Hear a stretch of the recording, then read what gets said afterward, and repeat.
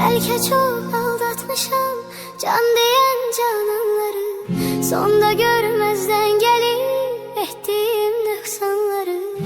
Var ümidim affedersen sen beni. Bilmez idim dert verer derdimin dermanları. Gün gelir peşman olar nefsinin kurbanları. Dünya tehdinden salar şahları sultanları. İtibarsiz dünyaya itibar etme günahtır. İntihar etme günahtır.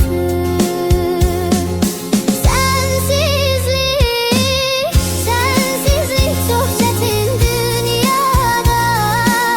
Gam yazılmış kismetim, kalmayıptı taqetim. Sevmeydi niyetim, şahit olmaz kalbime Allah'ımdan başka bir kez. Ses salar sessizce bir ses.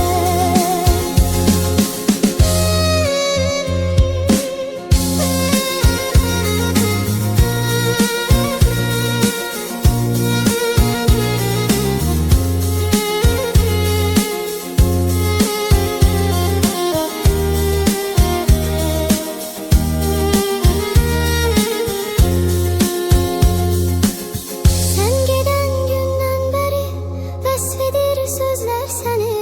Ruhum ardıncan gelir kölge tek izler seni. Aşıkın tenha kalar her gece gözler seni. Hasretinle mahvedersen sen beni.